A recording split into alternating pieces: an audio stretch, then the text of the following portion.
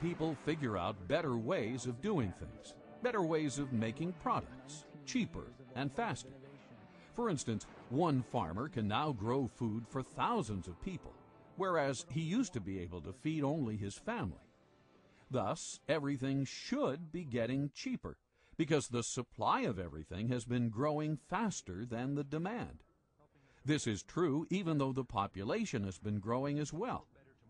Unfortunately, this is not what we observe.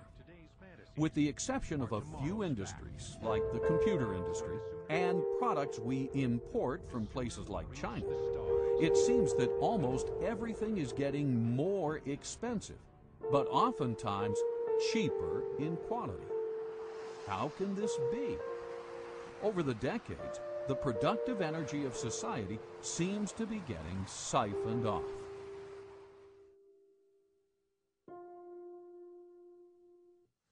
Well, it's hard to predict, but I certainly think it's possible, because I think the financial bubble worldwide is something that we have never experienced before.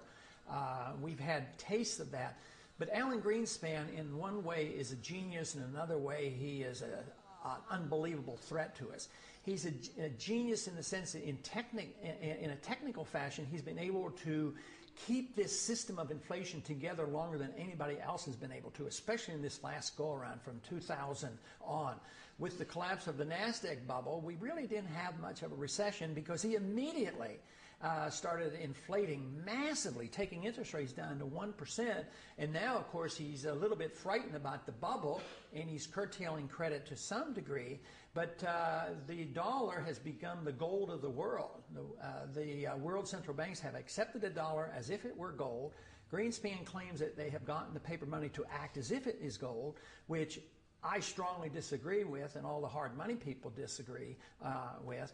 But I believe he's been capable of creating this huge financial bubble, and the world has not yet seen what may come of this. So I suspect that depending on when it comes and what we do, it could very well end up into a much worse situation than the Great Depression.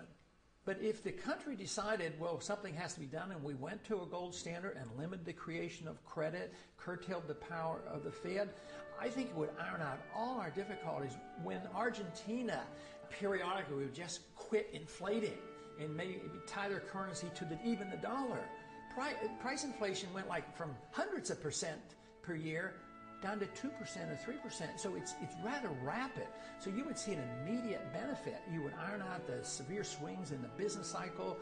The price problems would be diminished. But the one thing we'd have to give up, which to me would be a benefit, government would have to curtail spending, because they can't tax the people enough to pay for all those bills. So we would have to curtail our spending. So that would be, to me, a tremendous boost to the American people and to the economy. At the same time, we gave sound money.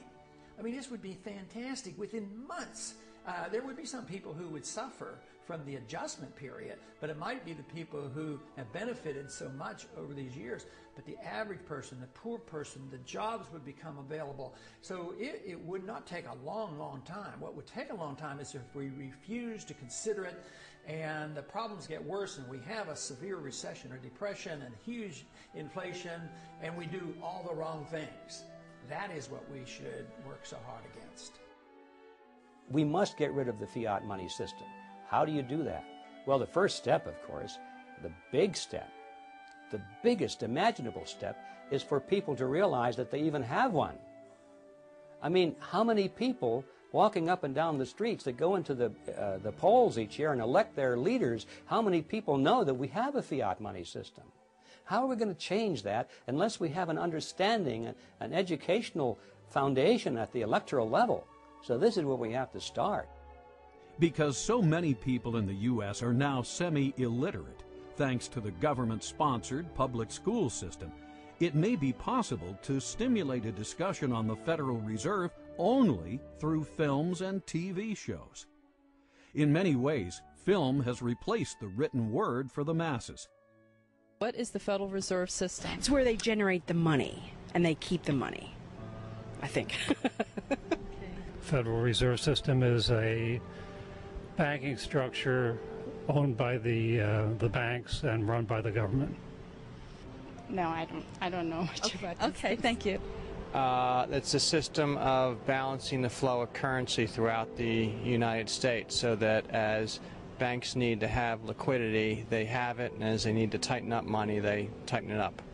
Similar to what you had said earlier about having the reserves for when we go in a crisis or something, and you need to have that actual backing, not just the dollar currency, because paper is paper, and if you don't have that gold or silver behind it, then it's just going to be paper.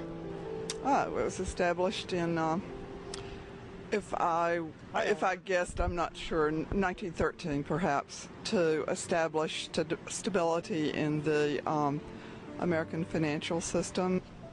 I don't know the answer to that. What is the system? It's a banking system that's run by the government. It's almost like a fourth branch, but it's run by the government, and it's guaranteeing that banks will remain stable. And if they're not stable, they'll take it over. A way of backing up the money. I don't know. Yeah. And what is the Federal Reserve System? Do you want Andrew Jackson's opinion of the Federal Reserve System or what? Your opinion. I liked his. It's a bunch of organized crooks. Wow. Now that citizen is informed. Too bad everyone is not as aware of how far we have strayed from our founding principles. Well, the major problem you have not only with the Federal Reserve System, but with any statutory structure that's unconstitutional, is it doesn't square with what's called the Supremacy Clause. The Constitution, which has the Constitution and laws passed in pursuance thereof, that is, constitutional laws are the supreme law of the land. So obviously if you have a statute that doesn't square with the Constitution, it's void. It is not a law, in fact. So the question then arises, well, how does that square with the oath of office of representatives, senators, judges? And the answer is it doesn't. That when they come face to face with a statute that is in contradiction of the Constitution, they are to treat the Constitution as the supreme law and treat that statute as void. So that's number one. Here we have a system, the Federal Reserve System, that has all of these constitutional problems, and everyone is essentially looking in the opposite direction. So that doesn't square with the oath of office. And one would think that the president, being the head of the executive department, in which we find the Treasury, Department of Treasury, right, which interacts quite closely with the Federal Reserve, might have something direct to say about that. And then, of course, the president has a specific constitutional duty to take care that the laws be faithfully executed, and the supreme law of the land is the Constitution. So you would expect, on top of all of this, that he would be saying, wait a minute, if the Constitution doesn't square with the Federal Reserve Act in one or more ways, then I should be giving directives to the Secretary of the Treasury to take certain kinds of action to deal with that. And, of course, we see exactly the opposite. We see the Federal Reserve people, usually the chairman of the Federal Reserve comes to Congress, and he tells Congress directly, and usually tells the president, at least indirectly, here's how monetary policy is going to be implemented. So the Federal Reserve is the tail that's wagging the dog when we have all of these questions that it may not be legitimate at all in whole or in part. If you want to see the way power goes in a system or the way the laws are corrupted, follow the money, and the Federal Reserve is a huge agency for the creation of money. If you study monetary history throughout thousands of years, you will find out that paper money has been tried many, many times, and it never succeeds. It always ends badly. The question is when will the dollar end badly? Will it be next year, or in 5 years, or 10 years? I'm convinced it will end unless we do the right things, and that is restore soundness to the money, put restraints on our government, either strictly curtail the power of the Fed or get rid of the Fed. That will be the only way you can save the dollar. But if we continue to do what we're doing now, we will eventually destroy the dollar. Throughout history, as governments grow, they limit the individual's rights. The same thing happened in the Roman Empire. We know this from history, but we also know it from Shakespeare's wonderful play, Julius Caesar. As we start moving toward a bigger and bigger government, it's going to mean that the individual no longer has the right to own his property, the right to do what he wants, the right to live freely, the right to worship as he wants, the right to speak as he wants. The government starts to tell us what to do.